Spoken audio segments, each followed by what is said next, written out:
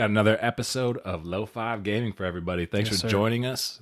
Super stoked y'all coming back, listen to us, or listen to us for the first time. Grew a goatee it's just really for this cool. podcast, dog. Oh, gross. Shouts out cop killing goatees. What's up with that Half-Life goatee, bro? Oh, goatee. Not Morgan Freeman. Gordon Freeman. Yeah. Gordon Freeman with the goatee. Right. Had to get Sexy. my Gordon. I don't actually Cop have a goatee. killer. I wouldn't do that to myself or anyone that sees me ever. Goatees are gross. Oh, man. Unless you have one, it looks great on you, person listening. Gross on me. Non-sanctioned Goatees are sponsor is gross on not me. goatees. Well, shit, dude. Fucking another episode. Welcome back. This time, we went back. We went back to 1998. At least I did. I went back to 1998 to play Half-Life. Yep. This was my first experience with Half-Life. You, on the other hand, went back to 2020. Yeah. Black Mesa. Remake, reskin. Yeah, dude, I didn't realize that. For some reason, and I think to be honest, it's one of my gaming sins, dude. Half-Life is a game that I feel that in the zeitgeist and people's, their histories and their whole, gaming anthologies, this is an important game, right? Anthology, nice. Continue.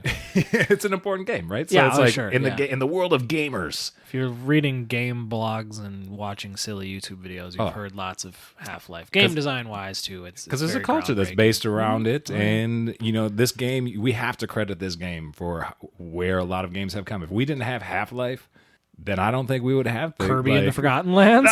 No, we might have some Kirby, but we wouldn't have, Doom wouldn't be the same the way it is now. All of our first-person shooters. Yeah. We'll get into this in a little bit, but, there's a lot that this game did for the world of gaming, and I think it needs to be paid, credit is due for it. We, other than Age of Empires, we were not PC gamers. Our father once ripped up my Bounty Hunter Star Wars disc because of the violence. That's so, right. That was back in the GameCube days, I was not dude. a 6 to 7 year old grinding away on the keyboard and mouse, plucking away aliens that wouldn't have flown in the household. So Dog, our dad straight up it's saw on you. sale on the PlayStation, by the Is way. it right now? I almost bought that shit out of spite. Ooh, just bring it over there and play for him. Just play it. Check me, torch these guys, Dad. You take your PlayStation, throw it out the window. Yeah, he'd just break it over his knee. Dude, straight up I remember that. That was a crazy day. You convinced him to give me like $30 to buy a new game, though. That was a nice older brother moment. He snapped it in half. It was a little for dramatic effect. Yeah, it was a little dramatic. I think he knew it afterwards too.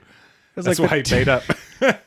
Then later that day, he made Alex smoke an entire carton of cigarettes, so he'd never do it again. No, that's funny. Maybe we'll get to that game one of these days. But today's Half-Life, bro. Yeah. Stick to the pod. Right, sure. Half-Life, never played it before. One of my gaming sins. I have many, especially now that we have a gaming podcast that people listen to. They just assume that, maybe they don't. Maybe they listen to enough to be like, are these guys even gamers? As a collector who games on his collections occasionally. Get out. I put in enough hours to be called a gamer now. Sure. Speaking of, I've only got about 15 hours into this game, 14 roughly. And I feel like you, when I peeped your Steam, are about the same. But before we get into that, you didn't play Half-Life. No, I played Black Mesa. Right. Half-Life was made by Valve. Mm-hmm. And Valve has been pretty open to letting people mod things. I mean, isn't that how Counter-Strike came out? Counter-Strike to this day is still played based off of like the Half-Life 2 engine. Oh, really? I didn't know that. That's I believe so. I could be wrong. We'll get research on it. I'll throw this out there design. just to totally continue derailing us. But Half-Life 2, I feel like gets a little bit more praise than the original Half-Life. I feel like Sequels are a lot like that, though. yeah. Especially, I don't know. Interesting. You go Assassin's Creed to Assassin's Creed 2. True. Oftentimes you lay out the formula, and then the next one really kind of jumps up on it. Other than Super Mario Bros. 2 or Zelda 2. Other than those, Right. it's usually quite true. Counter-Strike, I want to say like a modded version of Half-Life 2 where you could just do like team fighting.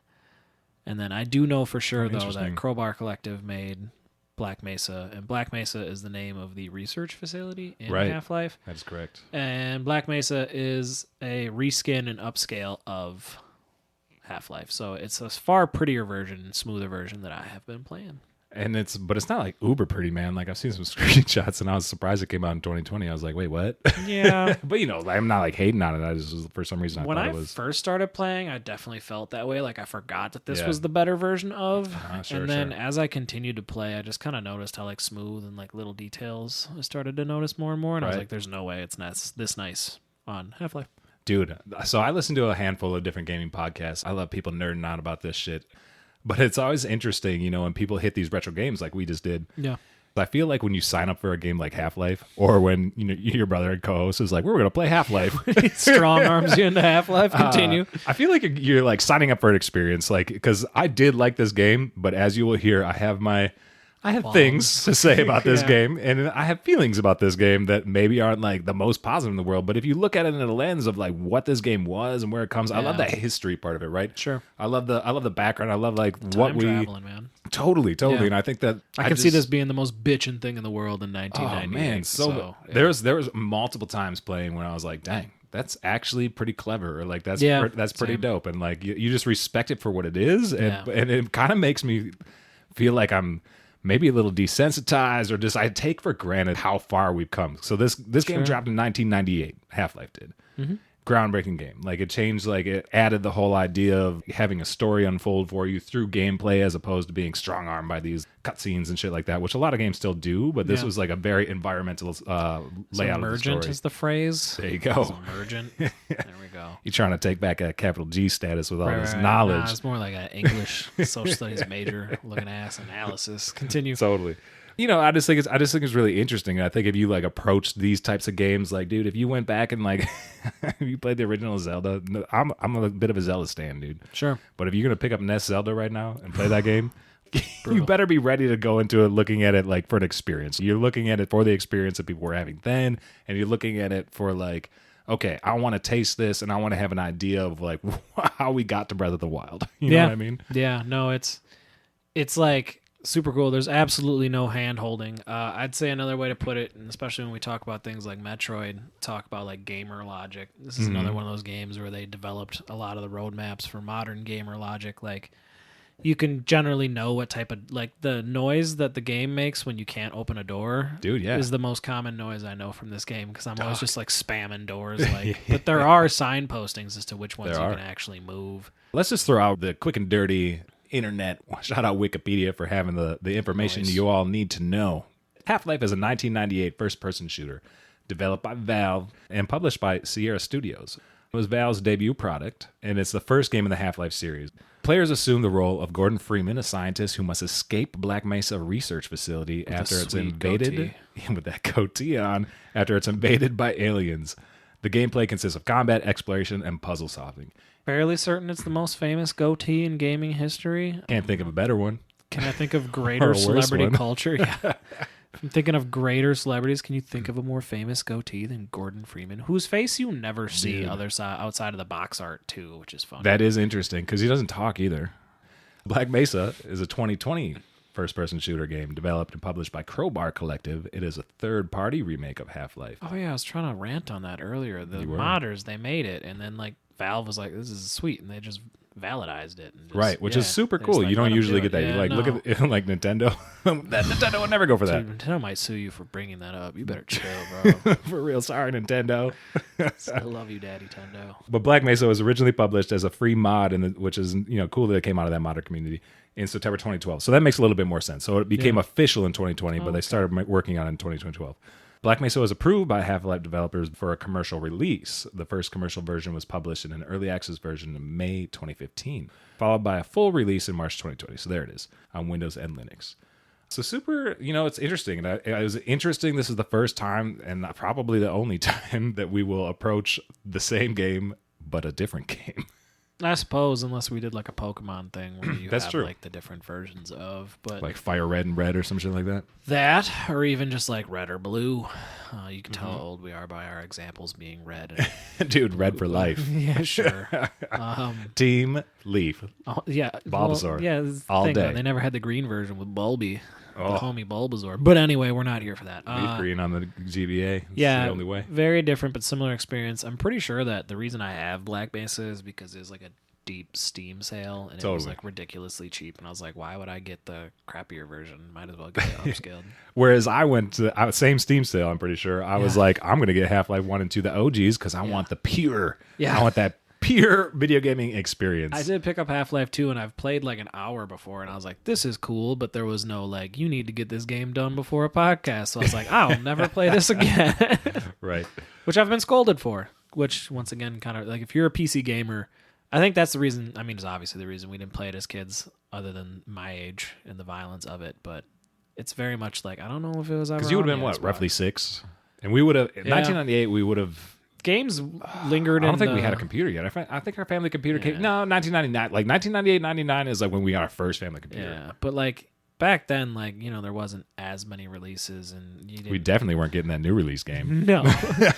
So like a game would linger forever, but like I was only like a little bit of aware of it. You'd see like the orange box, and that's like with the portals in Half-Life 1 and 2. So you'd see the box art and stuff like that. So I was aware of it, but this is like kind of part of like the PC gamer vibe or zeitgeist in general, or just pantheon, I guess is the word I was going for there. Dude, and I'll tell you what, when you talk to people that played Half-Life when it came out, it's fun, man. It's like truly a deep love. It'd make a really cool movie. It would be interesting. People say like there's not enough talking, but like if he was just watching Gordon Freeman do his thing, I'd watch that movie. It took me a little bit to realize. So like I went into this pretty fresh, like I knew that I needed to respect this game. Like I knew it was up on some fucking pillar or whatever. But I didn't like know a lot about it, and I haven't like read about it that much. I know that there's like a huge communities around it, all that stuff, but I went into it relatively fresh, and it was interesting to kind of run into the NPCs or the scientists and stuff. And like at first, look the same. They do all look the same. There's like three skins, maybe not even. But like to have them talk to you, and at first I'd be like, fuck you, scientists, I don't care. Like I'm just gonna keep running, doing my thing. And then I realized after a little bit, I was like, oh, like this is how this story is unfolding. Like literally, like because you can. I'll be spamming around for resources, and I'll be like, oh, you have to like stand next to the guy to hear him too. And I don't know if I doubt it's game breaking, but maybe, I don't know, because I've never tried it. But there are certain parts too where like if you run into a security guard or a scientist, you have to talk to them to get them to open a certain door or whatever. But you're also not. It's not like you get a game over. You're penalized if you shoot them and kill them. You do. You do? It happened to me recently. Oh, okay, I haven't tried that. Cop jumped up from behind a counter and I blasted him in the face with a shotgun. Did it give you a game over? Yeah, they're like, dude, no. And I was like, well, he spooked me. That's on him. I'd be shooting aliens for hours now. No. And someone comes from around the corner like, pa-pa, and I'm like, I just let him have it. So. Yep. Oh man, but so that's interesting then. So that does work. That does happen, because I realized that after a while I was like, oh, I can't just be reckless. Like I had to make sure that I keep some of these NPCs alive, because they're going to let me shoot through some doors. Yeah, so I've accidentally like shot one, and they're like, "Ow, what did I do to you?" But I've also that's clouded. I got like I've heard that Black Mesa has a slightly better like interactions with NPCs. Like the talking is like a little bit smoother, so you probably have a slightly smoother still not experience. Worth bragging about. Hearing the same voice acting over. They got like 2 dudes to do all of the noises. Yeah. For the voice act. I mean, the noises, the sound design's actually really cool, but like mine does a weird thing. I think it's a problem with my computer being too beefy, which is like PC gaming is ridiculous like that, dude. Newer computers, powerful jet engine to play your game from 1998, and then it can't do it, like, because it's like it was made to be run on something with way less RAM and all these other things and so like it actually has trouble when you have too much. It's like putting too big of an engine into a car that can handle it or whatever. Sure. So like there are you bring up sound design, and I agree with you. I think that there are really cool sound design things going on. But I was looking up online to see if this is something that's unique to me or not, and I can't be entirely sure, and I can't find out from you because you're playing a slightly different game. But I get this echo effect that goes on, and it's not always there, but it's sometimes, and it's like it gets worse sometimes. It lends itself to the sci-fi haunted vibe. Well, that's why I'm like, is this just me, or is this like is it the game? Like I don't know what's happening. I also this game also happens to make me nauseous. I get nausea from playing this game. Okay. So I can do a 2-hour stint maybe, and then afterwards I'm like, I have to go sit and like be like, ooh. Mine's not that bad, but I definitely get tired of it. Dude, this is the first time that I've ever noticed that in the game. I'm like, this is so weird. Like, I've never had a game give me fucking motion sickness before. I had it oddly enough in Zelda Breath of the Wild when I was doing the Divine Beast, where you have to rotate a bunch of stuff. And I think it's just because I was getting a little lost in the sauce as I played. And I was just like, I'm so tired of these rotations. Sure. And then I picked it up the next day and crushed the puzzle. Nice. I was like, you were not in the right state of mind to finish that Divine Beast. So there you go. with this, man, like I'm trying to think of what it is because like I did find some forums that definitely other people were like, I also get motion sickness from Half-Life 2. Yeah. But then they say it's like probably because it might be because of a frame rate thing. It also could be when Morgan Freeman's like head bobs with the animation, but there isn't in mine. Like I don't really have much of a head bob. But he does move around fast. Like he runs pretty fast. So I think when I'm just zipping around and just moving around, I don't know what it is, dude, but it gets me queasy. Yeah, that's funny. Funny you mention a forum too, because like I've been doing a lot of video game research for grad school. Oh yeah, sure.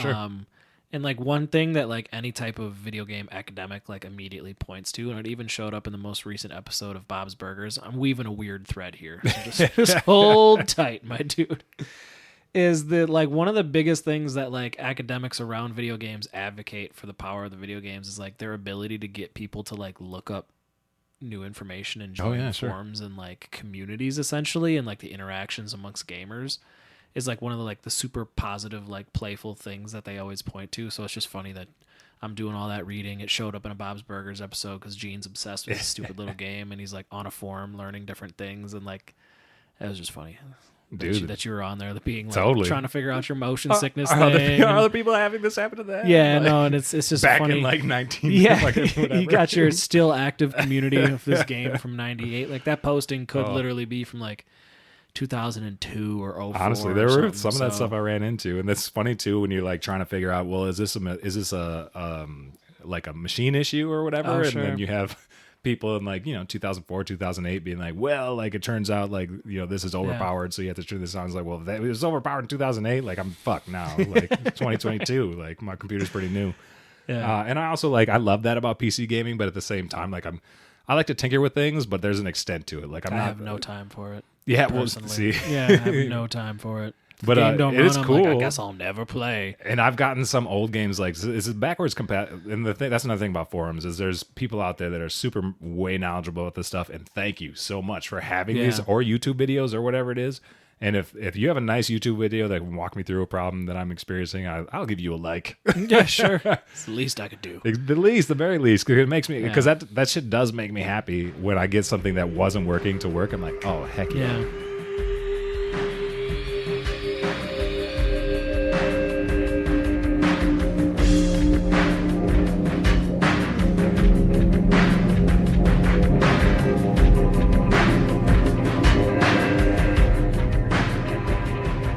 Dude, after like playing the first couple hours, I'm like, where is the story? Like I thought people were obsessed with the story of this game. I thought that was the deal. And then I was they're like, into the extended lore. Like we're looking at the wiki page and I was reading a thing and like they had all these names out there. And I'm like, am I supposed to know that? Because I just run around shooting things that keep shooting at me. And to be fair and to be upfront with all y'all, we did not finish this game yet. Nah, I'm on chapter 14.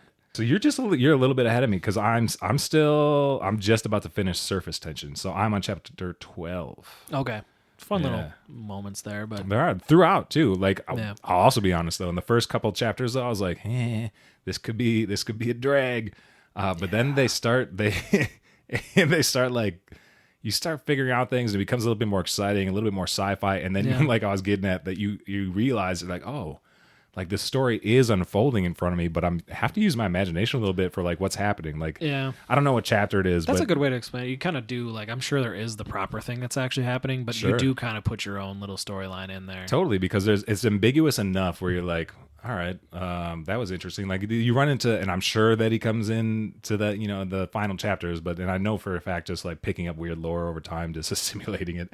But there's the weird sign, like the weird like. What would you call him? Like the man in the X-Files, it's like the man with the man who smokes or the cigarette. That doesn't help you or does it?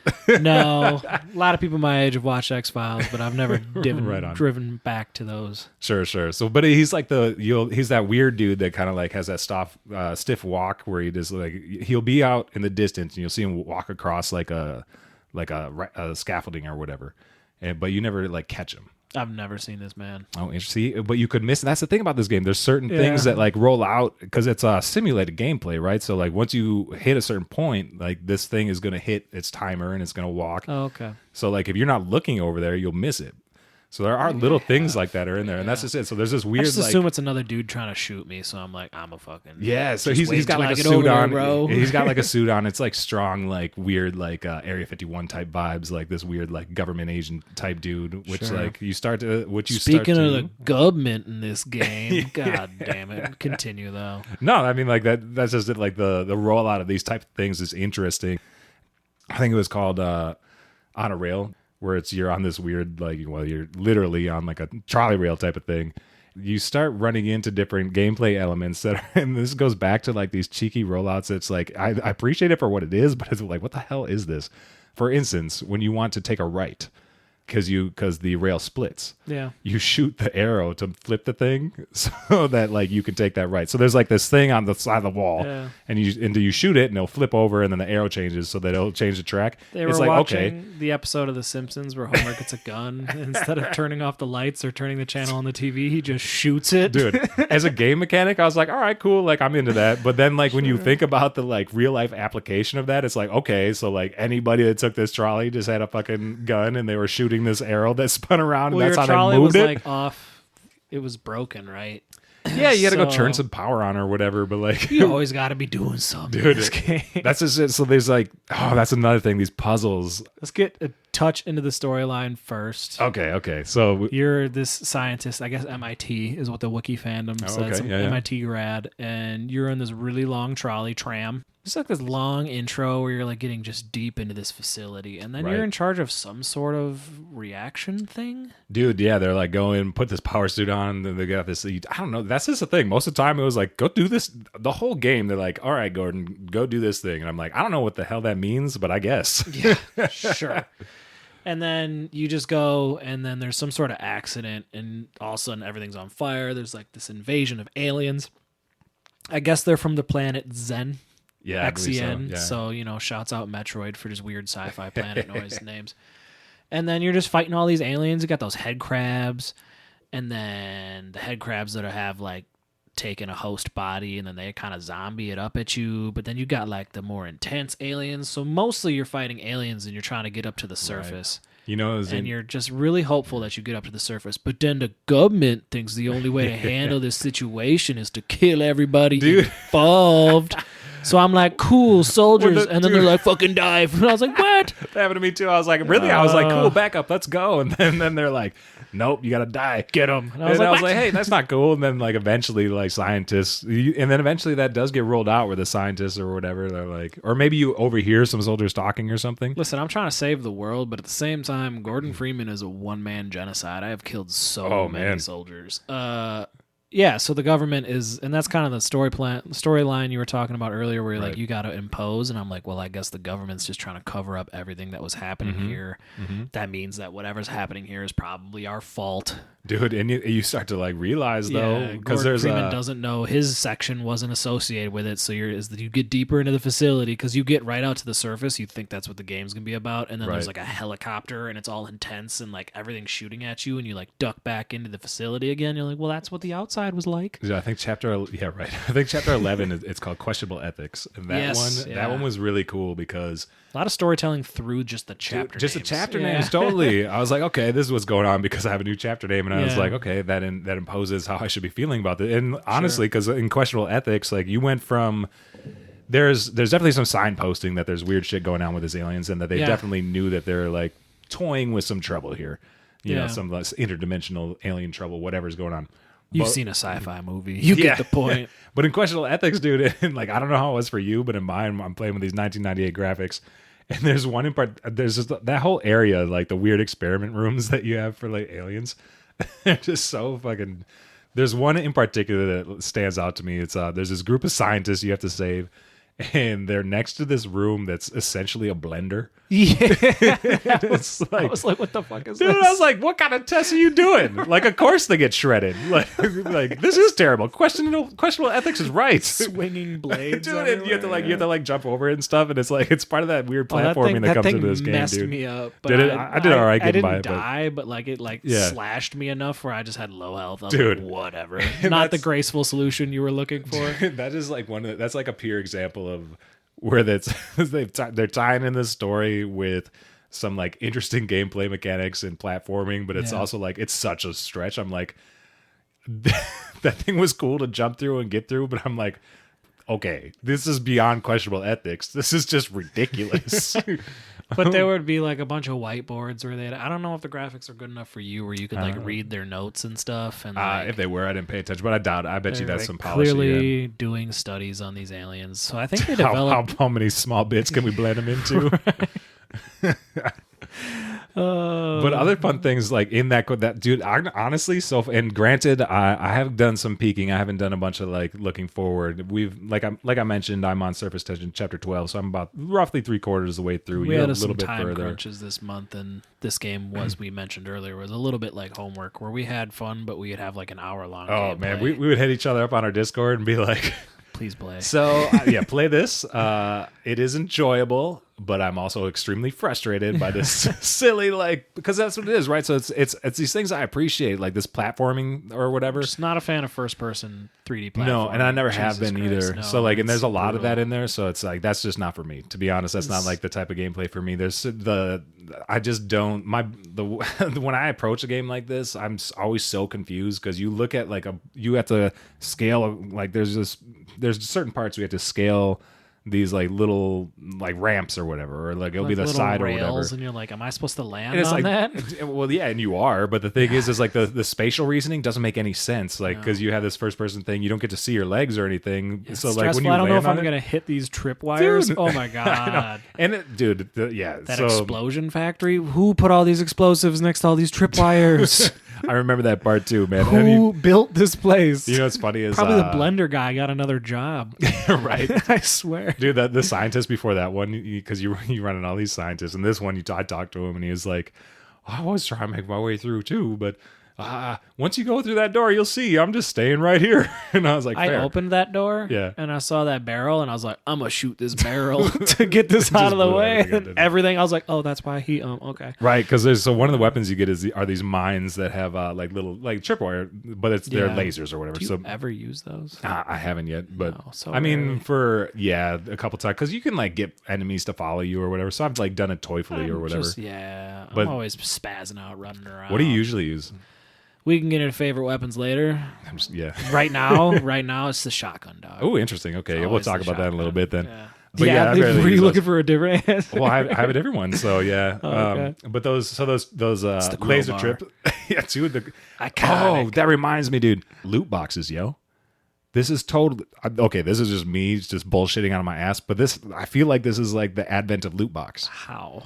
Because you smash open the boxes and they give you loot.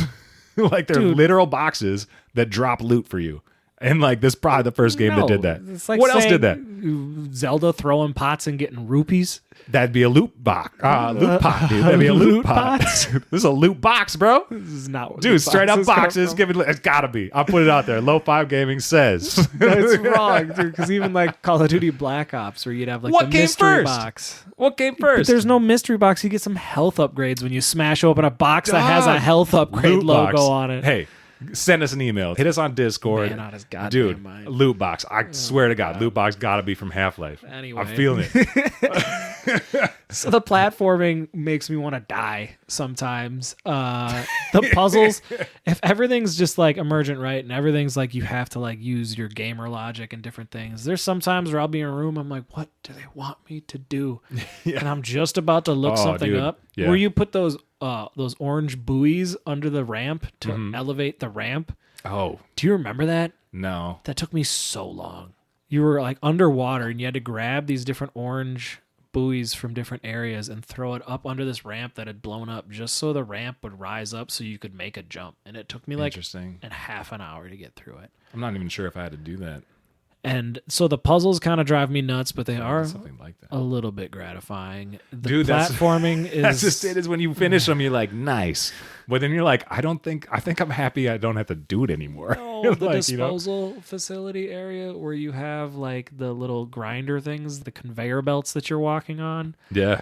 And then you get up past that like fire chamber thing.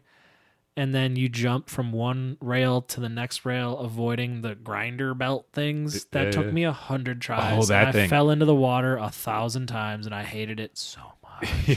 That part. It's like, just give me a save state where I can do That this was from the frustrating. top. I didn't have as much. Do you use F6? No, I don't think they have that, or I haven't. Dude, that helped me a lot. And it's Does like, it let you pick up from right at that spot? so like this game at the get-go, I was like, okay, I die a lot in this game.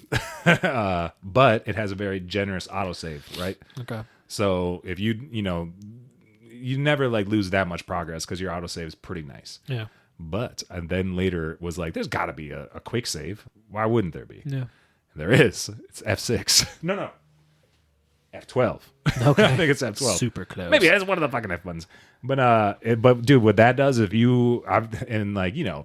different players are gonna take different takes on this, but it's saves coming, and that helps. I don't give a fuck. I know what the game wants me to do. It's 1998 Well, that's just 3D first-person platforming. I don't give a fuck. Let me shoot some aliens again. This is infuriating. The gunplay and stuff is super Gunplay's gratifying. great. Gunplay's great. But I agree with you. The platforming. Let me aim down the sights though. A couple of them you can. 2 weapons. The little MP, like the automatic gun that you have, like has some sights on it. Let me look through those sights. That alien hand thing, is that what you're talking about? No, but what the fuck is with those like That thing's alien weak. guns? Yeah, they kind of suck. Like the one where you can throw like the little things that just attack you later on. I'm like, what the fuck? That was like they're cheeky. Like I don't know if you're sneaking up on some human douche soldiers, Right. that's what they are, douche soldiers. I should be helping me out, not using all your fucking energy to kill me, dude. It's interesting, dude. Like I was going through, and it was back on that on a rail chapter. I think it was maybe the introduction of you have already by this time figured out the soldiers are not going to help you, but then there's I walk into this room, and it's like, I don't know, it's like die Freeman or something, like they've spray painted shit on the wall or whatever, like leaving messages. I was like, ooh, that's dark and weird. Yeah. And kind of creepy. I was like, respect. That's like another one of those like little like things of this game. I was like, you know what? I like that. I like fair. that little like, but it makes me like, if that was in a new game, like Doom Eternal is a game that we might have to play someday because I mean, it's different than this. So but you have an excuse to get through all of it. that too. But dude, like the gunplay in Doom, I don't want to like swoon over Doom too much, but That's like the PhD level though. Like, dude, but that's Doom, this right. And like, I bet you New have like Dooms, Alex and stuff. I bet you like, it's probably, that's all VR and stuff. And I'm sure it's super immersive and awesome. But I guess my point that I'd like to make though is that type of thing in a new game, I would take for granted. Whereas it's something like this back in '98 that was like doing this immersive gameplay and like it's not like a beautiful like, but it's a cool touch. And I was like interesting. Like it gave me like a guttural like, you know what? Fuck these soldiers. They're trying to scare me. They're trying to like, yeah, what the heck? I mean, I'd be personally, if I was a soldier and like I found out this Gordon Freeman had killed like 1,000 of my dudes. Didn't they capture you? Oh, dude, was that the cutscene that you hit me up? You're just like, I think I just got a cutscene. Yeah, like there's one cutscene that I know of. They finally capture you, and then they're like, "Why don't we just kill him?" And I'm like, yeah, you should. Probably. I mean, like, have you ever watched a movie in your life? Kill that man. I was like, I'm gonna kill you and every other fucking soldier in this building. It should be mentioned, like they stripped all my gear at that point too. I was a little pissed. Dude, reset, and I was like, some bullshit platforming coming from here, and I was right. That's what leads into the disposal factory. Dude, which mind you, I think it's in the so that would have been the spot. Shout out Star Wars. Yeah, the walls gearing towards in. that joke. Yeah. The garbage disposal thing where the walls smash you and you get out just beforehand. I was like, dude, unreal. It's so funny. The second I was putting there, I was like, I know what this is. Right, me too. I was like, all right, I better get out of here before I get smashed. Is there any like tentacle monster in here too? I gotta worry about. Yeah, I was worried about that. There was not, unfortunately. No, the crowbar is tight in the beginning, and it's like iconic to the game, but like. You don't use it once you get to once you're smashing enemies. up those loot boxes. Yeah, with those fucking idiot. Fucking idiot. You were so excited to be like, I just thought of this. That's loot boxes. Dude, I thought it was like a week or two ago. I was like, loot boxes. I love it. What loot boxes are yes, it is. I don't care about your like games of the service, all this other shit. Like original loot box, Half-Life. Let's go. 3 finally comes out, and the fans are so excited. And they're like, the birth of the loot boxes. And there would be anarchy. Dude, so you mentioned the little cutscene. I thought that was cheeky. I bet you it looked a little cooler for you, but it was like cheesy for me. But I kind of enjoyed it. The next thing that happened was in the what would have been in probably chapter 6, which was Blast Pit, where you had to. Which, by the way, they're like, you have to go blast off this rocket, which I did.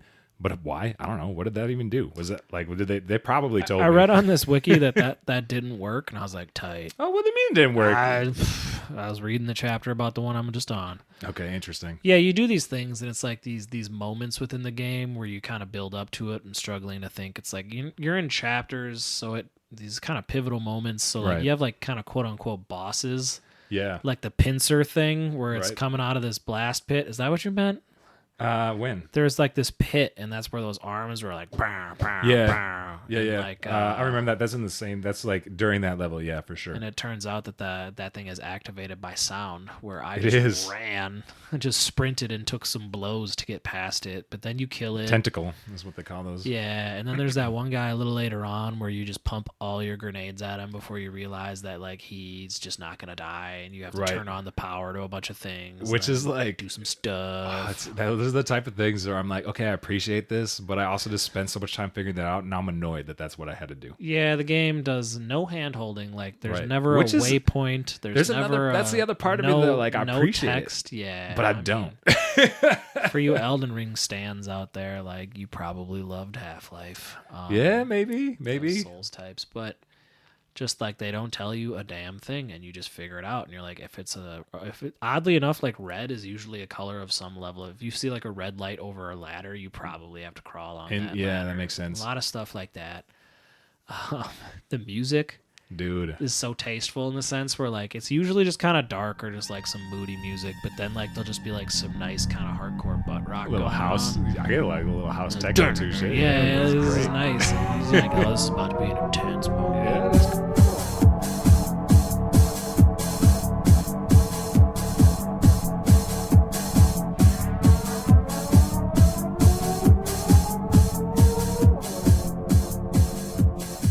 So when you start to hear the music, you're like, oh, shit. You're like, I'm probably going to have to fight like a fucking helicopter. Or like, fucking helicopters. Dude, so annoying. But like also really bitching when you fucking take them down. But I can't even figure out like, yeah.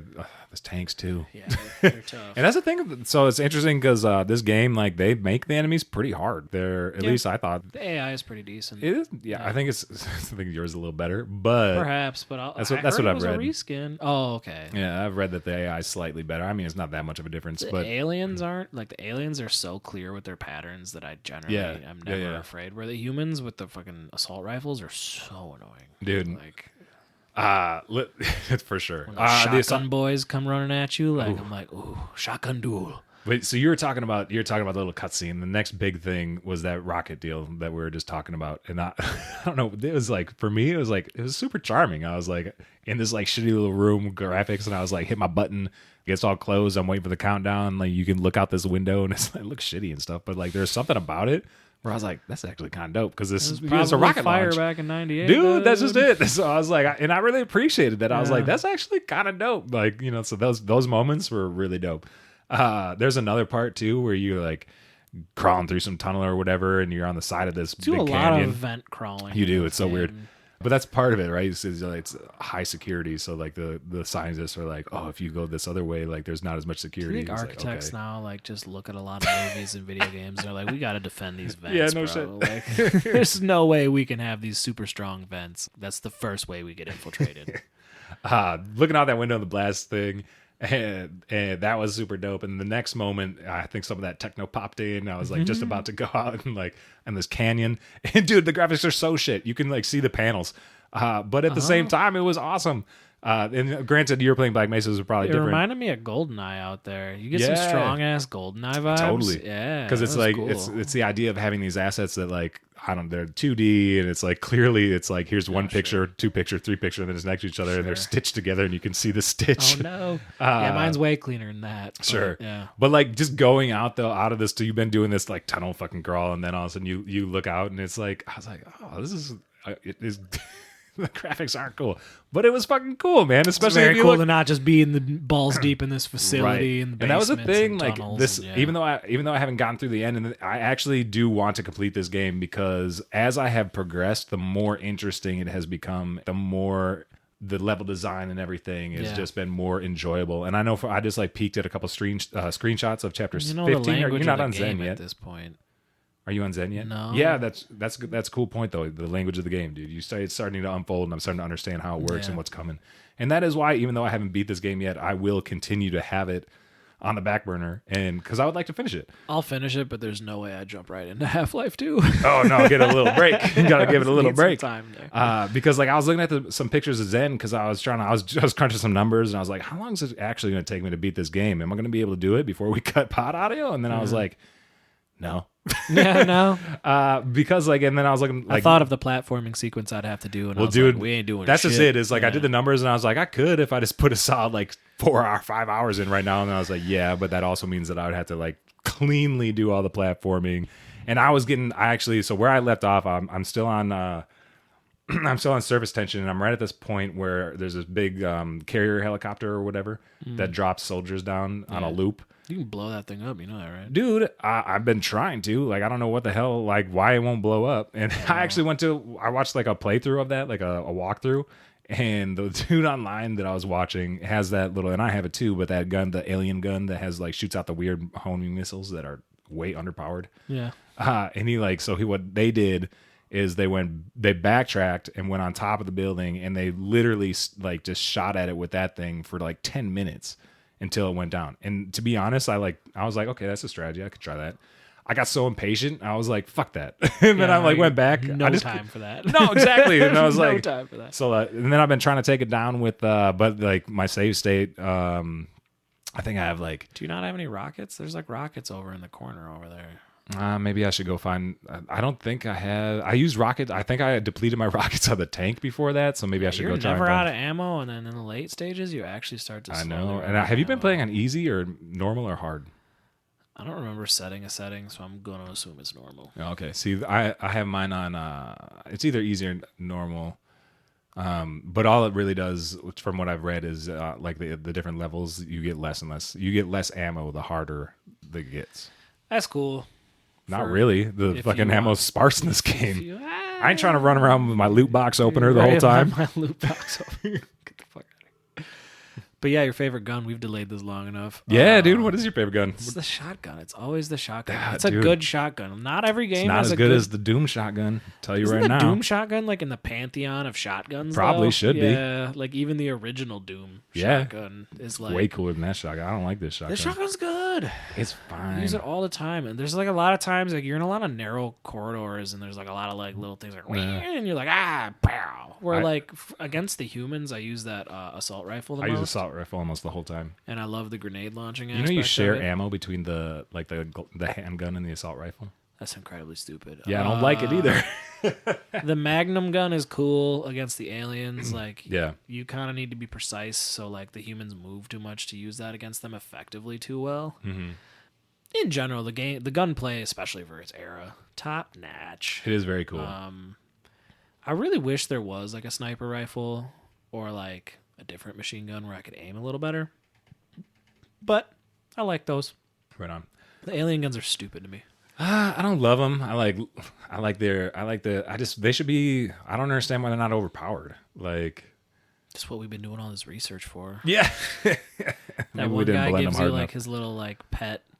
Yeah, we didn't blend. Whereas the crossbow that's like a sniper crossbow is super overpowered. And like that's weird. Yeah, I did that. I was like, is this a tranquilizer or is this? They call it. Dead? I'm pretty sure it's a trank dart or whatever. But it's like when you hit people, they're like, and like that's it. One hit kills. Blood everywhere, which is cool. But you know, it's just weird. And I'm not like hating on it. It's just like my experience with it. I'm like whatever. Yeah. Enemies though.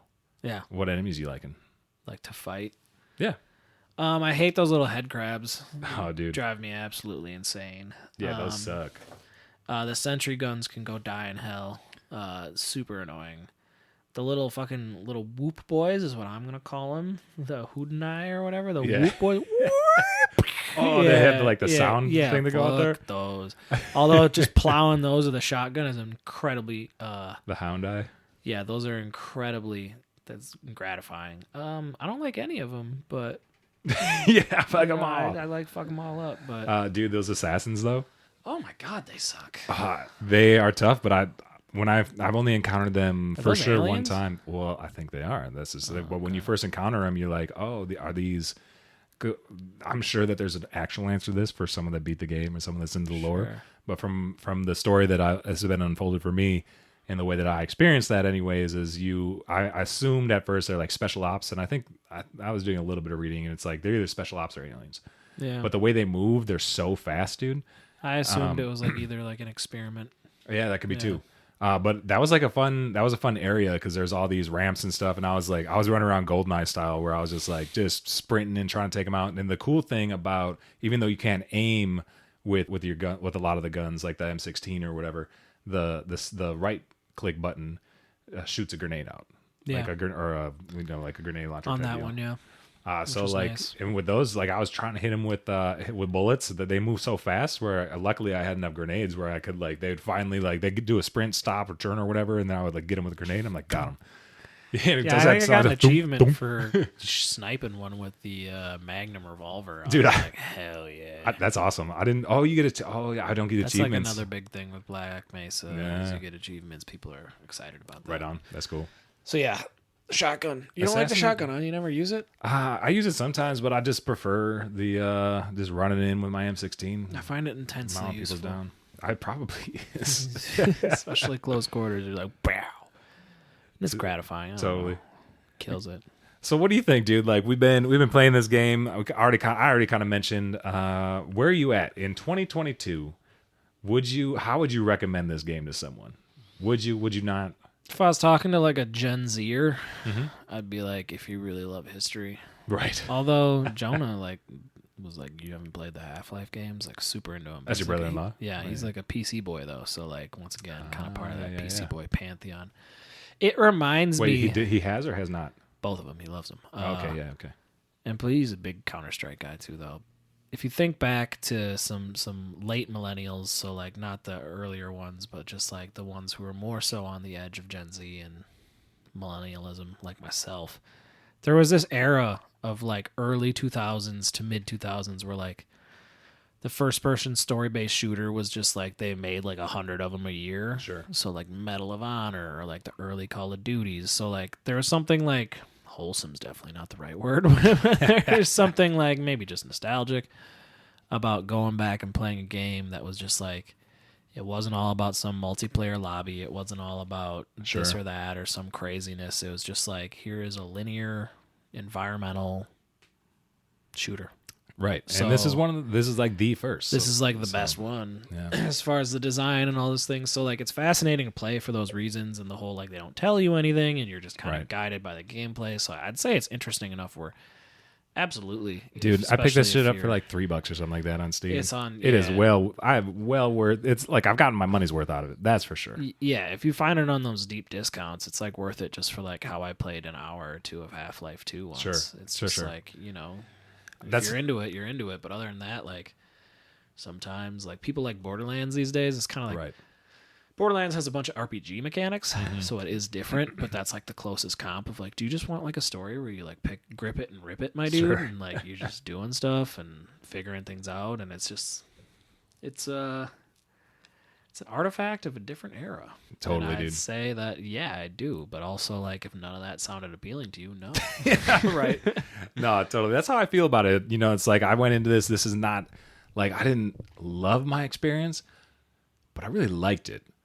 And I'm glad we played it. I am too, and I like I said, I want to finish it because it's getting juicier, and I can realize like I really respect it. I think that's what it is. I respect it a lot. The lore around is and the lore is great, and I just think that the lore and the history is so cool. So like if you're someone like me that like nerds out on like the whole like this is where we've come with gaming and like understanding the history of why we have games like Doom Eternal that are so fucking cool, or you know any of your whatever. Any of your FPS it's kind of weird really. to compare it to like Wolfenstein and Doom because they came out they're before it. And they're their own thing too. But it's also like the closest modern comp, but they're also all from the same era. It's just that those games grew up. Right. Whereas Half-Life people are still just begging for the third one.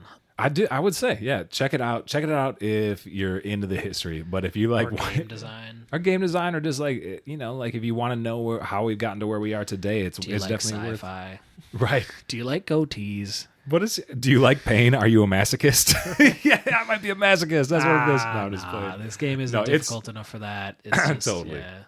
Totally. But it's, you know, it's for the experience. I would not, if you're like, if you're like, kind of a casual gamer that's looking to pick up a nice little romp, play Kirby. Right. If you're a PC boy, I don't know. Or, Fortnite or whatever, if you just want to do like a super like easy first-person shooter. Easy's not right. I don't know. I don't play Fortnite. Plus Fortnite's third person, I'm pretty sure. But that is correct, actually. You're right. You're right. People to talk about Fortnite. It's just, if you grew up in the PS2, Xbox era, this game just kind of feels like a throwback to that. I respect this game. I think it's cool. Yeah, it's fun. It's not my favorite in the world, but you know what? I respect it highly. Yeah, if you have an excuse to play it, like if you and your brother start a podcast, and your brother sets up a poll and then rigs the poll to play the game he wants to play. All of those factors seem to community. Yeah, sure. The homies made their vote. But it's cool, and like I could see like getting done with this. I'm so close. There's like 2-3 more chapters for to go. I'm on 14. I think there's 18 total. Right. So like I'm right there, and I've invested enough where I'll totally finish, but I don't know if I'll have. I know Half-Life 2 is supposed to be better, so like, right. I should probably find a reason to play it. I know that most of the high praise I find around the internet is around Half-Life 2, and when I listen to different pods and stuff like that, people are always like, Half-Life 2 holds up. No, I've never like nowhere have I read Half-Life 1 holds up. No, but Half-Life 2. But that's how I am though. Is like I would like to play Half-Life 1 before I play Half-Life 2. So that's why we did this. Sure. So next month, Half-Life 2, let's go. Nope. Just play it. We're going to take a little break. We might get there someday. But do be on the lookout for future non-main pod content, because I do think that I very much would like to finish this game, and I'll share some of my experience with that. Al's going to shirtlessly stream in a hot tub himself playing Half-Life 2. I'd pay for that. I'll even grow out a Gordon Freeman fucking goatee. That's a better gimmick. All right, man. Let's take a little break. Glasses for it. Let's take a little break. Holler at our unsanctioned sponsor, and then we'll come back with some side questing.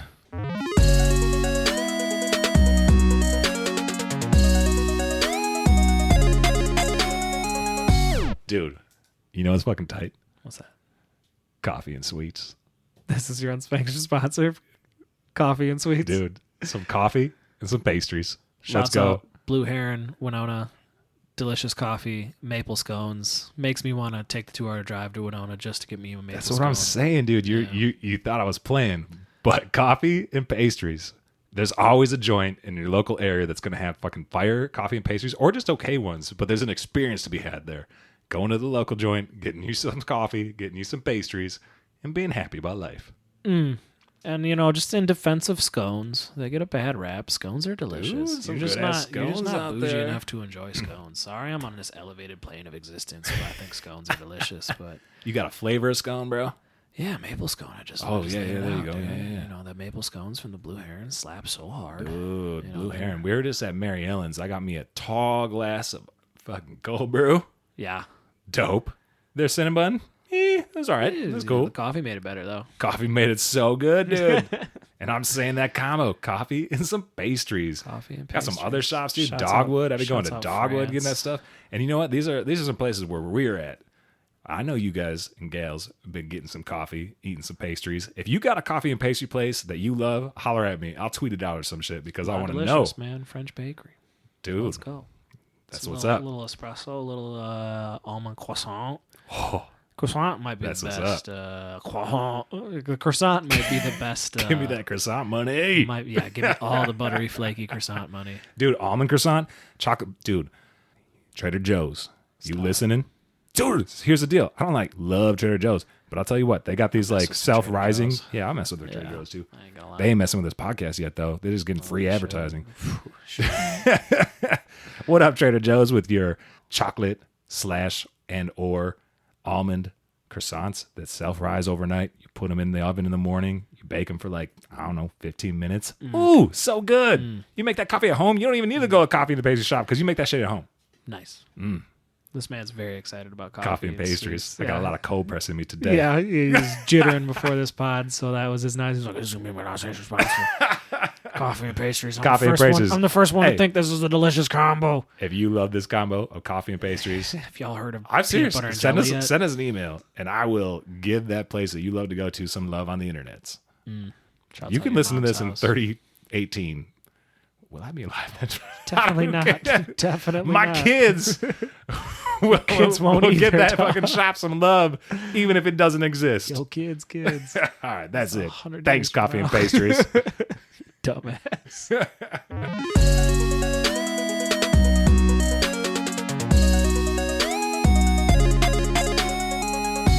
We've been side questing. Easy there, boy. I'm playing Red Dead. So if we do a Red Dead pod, I'm just gonna do. It's all right. Easy there. Hey there, tell me a little about that. You're a good girl. Just a cowboy. Oh, all the time, dude. I pet the horse because I've been doing a little bit because you started. The horse. You gotta brush the horse. You gotta feed the horse. You know, it's basically horse dad simulator. Right. Playing Red Dead, first time I've played it since when it was released in 2018. Put a huge chunk into it there, beat it, did the extended stuff, loved it. But I was always like, I like Red Dead Redemption 1 better. And now that I'm replaying 2, I'm replaying it with an entirely different mindset, and I can just deeply appreciate every inch of that game. Like the first time you play, there's like a story where you just get bombed out, blackout drunk, and you run away. And you're in the middle of nowhere without your horse, and it's so far back to camp that you're like, unreal. So you see like a yellow icon, which is your missions on your minimap. You don't run that fast in this game either. No, you do not. There's vast expanses. So you see this yellow circle next to you. So like you're bombed out, blacked out, woke up under a tree, and then you walk to this area, and then it's your priest friend buddy who is like basically blacking out himself in the middle of this poker match, and these dudes are like, we'll take his place. So you're just this dude who just got tore up, blacked out, woke up, and you're like, and then you have to save your friend and then play poker for him. And it just teaches you the poker mini mechanic of the game. Funny, but like just that like kind of, if you want to talk about like some like Half-Life, you just kind of like guiding you on this little experience that makes it feel like it was like natural or whatever. Yeah, well, I was trying to think of that. Spontaneous. Spontaneous. Like, but really I stumbled into this. But they definitely kind of, I feel like they designed it for you to have that happen. Right. But I like to add my own storytelling, and I like to imagine that I smell like piss and whiskey. And then your wife's like, take a shower. Right. I have to be immersed with the gameplay, so I pissed myself and drank whiskey. No, so then you play poker, and then you can leave after like a hand or two. Yeah. But like this time around, you went all in. I'm just like, no, I'm not leaving this table until I take all these men's monies. Did you? Yeah. I've spent like an hour playing poker that was and great. Probably earned $6 to $12. There you go. So like Red Dead money. The game has which isn't even a ton of money in the game. So like the game just has all of these deep layers that I appreciated upon the first play. But upon the second play, you just really slow down. And like I know what's gonna happen with the storyline. I know all the beats. So like I still do those things and enjoy it. But like what I'm truly enjoying is just like the immersion. Yeah, I'm just gonna head in this direction. I'm gonna go hunting. That's cool. And then the game does a lot of cool stuff. Like games are doing this more and more now, where you just like run into random events. So there'll be a little gray blip on your radar, and it'll be these dudes, and you'll just like interact with these dudes, and whatever that leads you to, it leads you to. But you just have a lot of fun doing goofy stuff, and I just love being a cowboy, petting my horse. It's all right. That's very Witcher 3 for me. Sure. But like it's his canned, like you can have boy or girl horses, and he just says the same thing but with the other gender or whatever, and it's so funny. When I was playing back in 2018, my buddy Carter, he's an ESP in my room, and we were working together, and like kids would be like yelling, we'd be like, easy there. We were just like having all these jokes just to ourselves, and kids are like, what the heck? And we're like, and they're like, I don't want to do this homework, and we're like, it's all right. So like kind of remembering those stupid moments from when I first played it, and then just like really diving deep and like shaving. Oh, that's funny. They have this delightful shaving mechanic where like I'm growing out my mustache to like max, so like when you get back to your base camp, you can shave your beard, your goatee. Maybe I should do a Gordon Freeman beard. Maybe I should give him a goatee. The second most infamous goatee in gaming. I gotta redo this. And your like hair grows out, so you have to like go to the barber if you want, and like it's a very fun game to just play at my own. It's just Cowboy Simulator now with a storyline attached. So I'm looking for the clan. I want to throw some dynamite at the clan. You can see like a random clan gathering if you're down in the south. So I'm like, that was the last thing I was looking. So that what? Just throw some dynamite sticks at him. Yeah, like so there's like a morality system in the game. Oh, so like if you kill some randos, like your morality goes down. But if you see a clan rally, You can kill them all and nothing happens. It might actually go up a tiny bit. Like it. I like it a lot. I really want to disrupt a rally and I've done that before and it's a pretty popular thing to do. But you walk in on them and they're having a big clan gathering, burning across, and you can throw some dynamite. Take them down. Yeah, it's tight. Dude, Rockstar. They're an interesting, Rockstar games. That's funny. That's my side quest as well. Rockstar game. Oh, yeah. Grand Theft Auto 4. Yeah. Mm-hmm. Grand Theft Auto 4. I've been talking about how that's been my back burner game. Sure. Finally took it down, bro. Took it down. Don't worry. Last time we did this, I taught him how to steal the Lamborghini and jump out the top floor and how fucking cool it is. Did you do that on your own ever? I haven't yet, no. Ah, boo. Dude, I'll tell you what, though.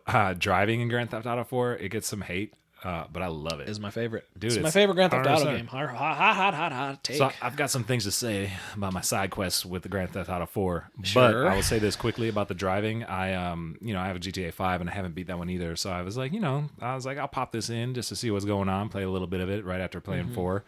GTA 5 is obviously cool.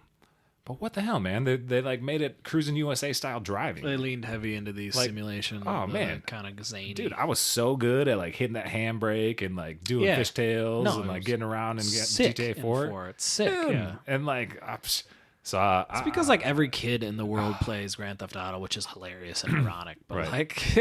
so if you're a more sophisticated driving gamer. Yeah, dude, the driving in Grand Theft is Unsation sponsored driving in GTA 4. It's the best. Only slightly better than Kirby Forgotten. Dude, I got so good at it. You're right. Oh, that driving.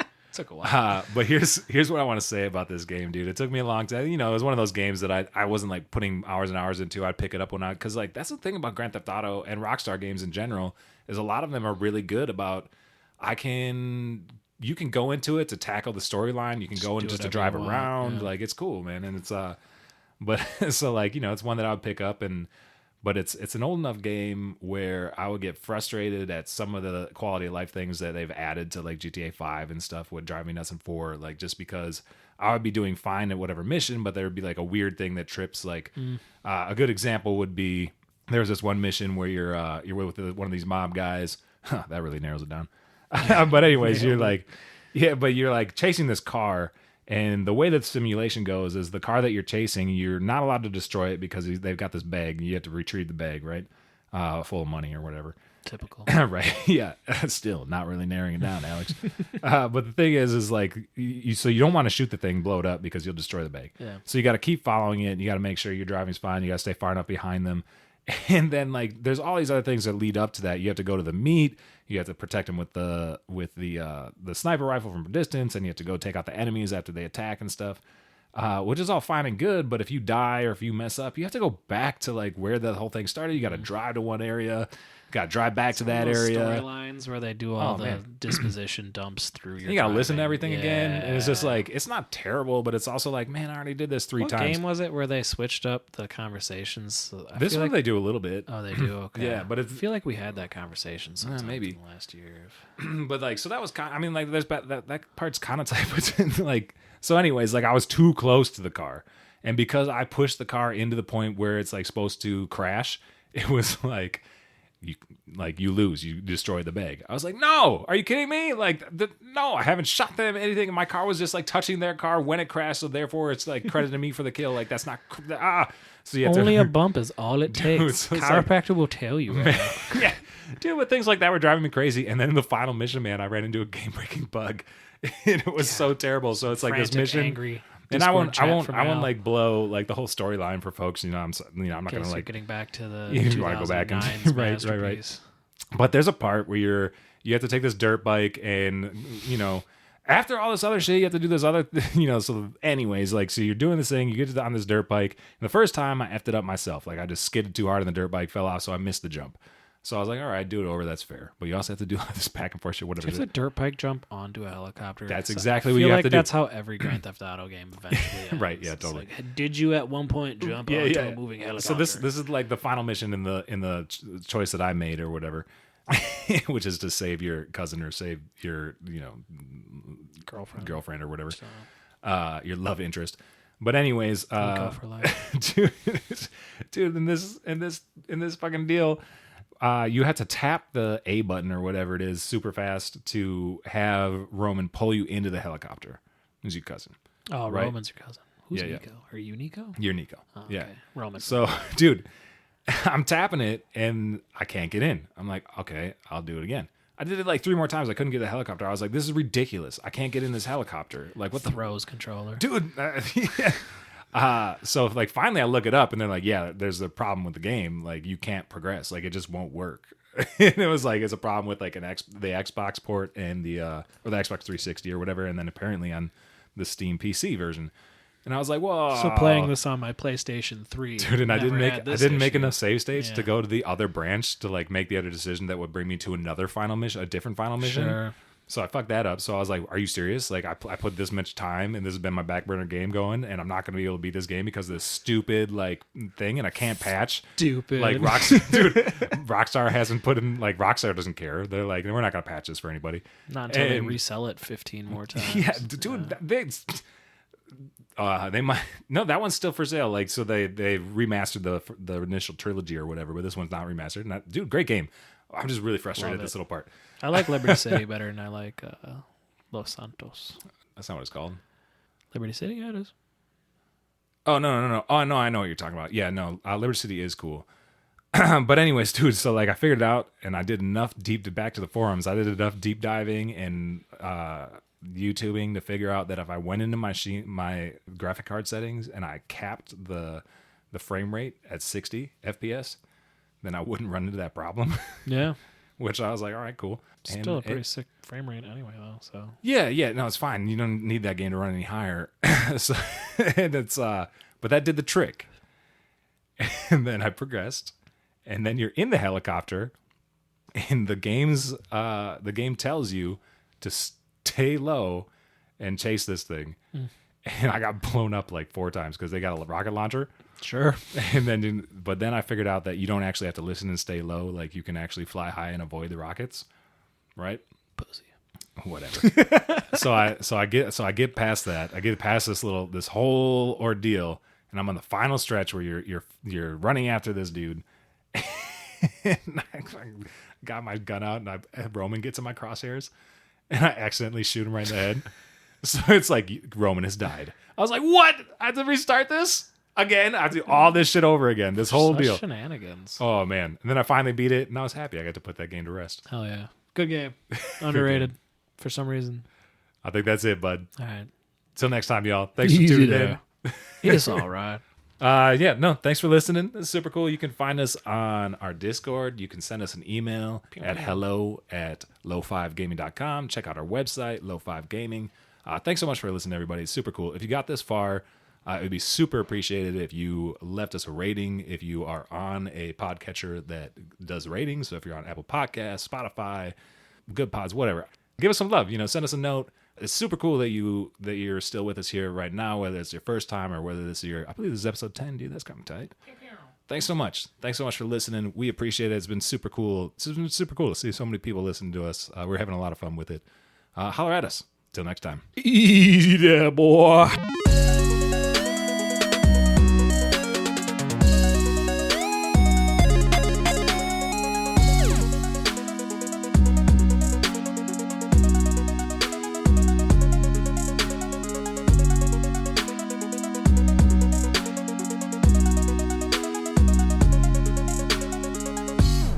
Continue. I can't fucking talk, dude. Luigi is all that damn coffee and sleep deprived. Luigi.